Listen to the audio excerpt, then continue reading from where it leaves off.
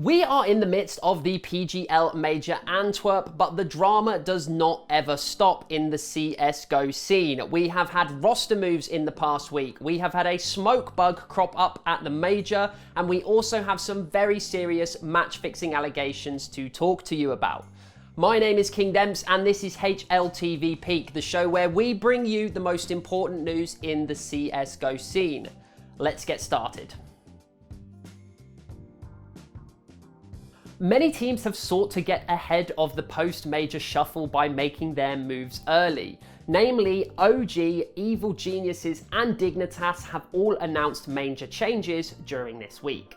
For OG, things began with a report from French outlet 1pv.fr stating that Nico and Valde were both set to be benched by the organisation.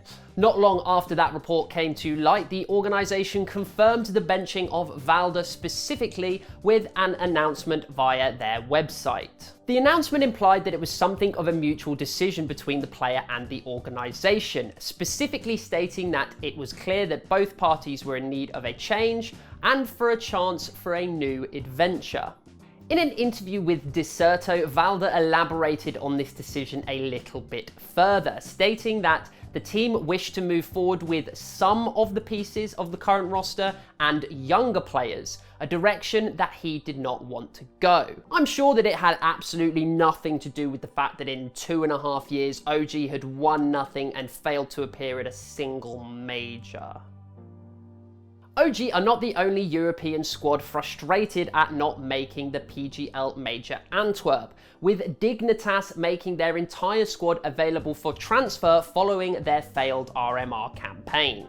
Dignitas' Swedish roster, which is built around the legendary major winning names of Forest and Freiburg, has generally struggled to impress, hovering outside the top 20 for its entire existence, having failed to make a single major or win any events of note. So where do we think one of the GOATs of CS, Forest, is going to end up? Let us know in the comments. Across the pond, Evil Geniuses have made the first of what is expected to be a range of changes within the team, removing their head coach maLeK after just over 5 months with the organisation, the well-respected head coach having joined from G2 at the turn of the year. 2 analysts for EG, HEPA and Evie, were also released as part of this announcement, whereas maLeK remains contracted with the organisation but able to explore other offers. In a beautiful little twist to the tale that perfectly sums up the abysmal start to life that this EG roster has had, Dust2.us reported that Evie and HEPA only found out that they were being removed from the team when they saw the tweet. That's right, they found out they were sacked via a tweet. Stay classy, Evil Geniuses. Now it's time to move on and talk about a controversy that gripped the PGL Major Antwerp for a couple of days, specifically surrounding one of the youngest players in attendance in the tournament, G2's maLeK. This bug specifically means that when you put one smoke down slightly above another, it will cancel out part of the first smoke. This only works one way, allowing the player using the smoke to see through, whilst his opponents cannot. Understandably, this caused quite an uproar within the Counter-Strike community, as the smoke undeniably is not quite in the spirit of fair play and competitive integrity. However, maLeK did specifically refer the smoke bug to admins during the RMR that G2 participated in. He utilised it in a game against Anonymo during that tournament, but to less success than in the game against Imperial. In that instance, the admin said the smoke was okay to use, and PGL doubled down on that judgment with this instance, tweeting that the smoke would be allowed for the rest of the tournament. Enter the CSPPA, the Players Association for CSGO, and specifically Stico, a board member for the association. In a rare case of the CSPPA actually doing something, Stico collected votes from all 16 of the teams involved in the legend stage of the major, and the teams unanimously agreed to not use the bug for the rest of the event. You'd think that the tale ends there, but no, there is one more twist. In an even rarer case of Valve actually doing something. Yeah, I know, I was surprised too. The developer released an update to the game a mere day later, which fixed the bug entirely. Now, say what you want about CSGO often being the unloved sibling of the Valve family. In this case, the developer moved very quickly to eliminate any potential controversy surrounding the biggest spectacle that our esport has to offer, the Major. In this instance, kudos to you, Valve. A top 20 player in the world and previous Major winner has been the subject of some fairly serious match-fixing allegations in the past week, namely HObbit. His accuser is an ex-teammate and previous coach of Forza, Striker. Striker claims that in 2015, a Kazakhstani lineup that he was a part of, playing under the name Party, were involved in 3 instances of spot fixing during a closed qualifier for the 2015 StarLadder Minor Championships. The equivalent in today's system would be a closed qualifier for the RMR. Spot fixing is a practice whereby rather than fixing the outcome of a game, a player or team will seek to fix the outcome of specific bets. In the case in question, it is alleged that the team threw 3 T-sided pistol rounds across 3 games in that qualifier. As part of Striker's evidence, he included recordings of the games on his YouTube channel with commentary in Russian over the top, explaining aspects of Party's gameplay that were suspicious or proved that the rounds were indeed thrown.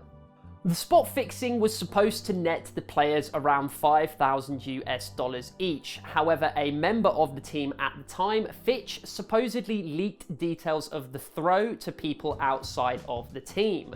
The bookmaker that was supposed to be used to make these bets, Olymp.kz, got wind of this information and cancelled all bets on the game. The evidence that Striker provides alongside the videos previously mentioned are screenshots of the bookmaker, Olymp.kz, a screenshot of a conversation with HObbit where the player does appear to reference betting on the games in question, however does not specifically reference fixing or throwing. And the final and most damning piece of evidence is a TeamSpeak recording of all 5 of the party members. The recording was made sometime after the throw, apparently in February 2016. In said recording, Striker engages in lines of questioning seemingly designed to get the players to incriminate themselves in the fix. Fitch and Keen, 2 members of the team at the time, specifically incriminate themselves heavily during the recording. All of the different pieces of evidence mentioned can be found within the Deserto report by Richard Lewis on this incident. HLTV would strongly recommend that people go and take a look at the evidence as it is presented before jumping to any conclusions. However, it does seem fairly apparent that there was some kind of match fixing occurring within the party team. However, none of the evidence directly implicates HObbit in any fixing or throwing of games.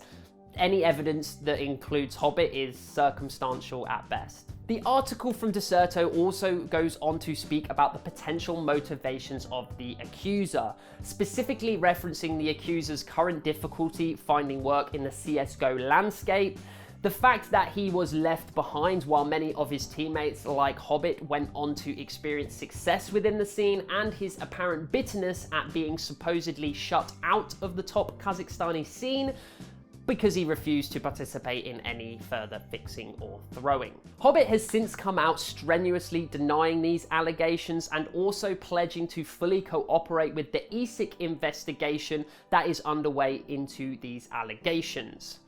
Cloud9 also came out to state that they would be conducting their own investigation internally. It is also worth mentioning that Striker claims he decided to come forward with this evidence almost 7 years after the incident because of a severe medical diagnosis that he recently received. This is obviously a somewhat unique set of circumstances. The fact that somebody involved in supposed match fixing has come forward of their own volition to provide evidence that incriminates not only their teammates but also themselves.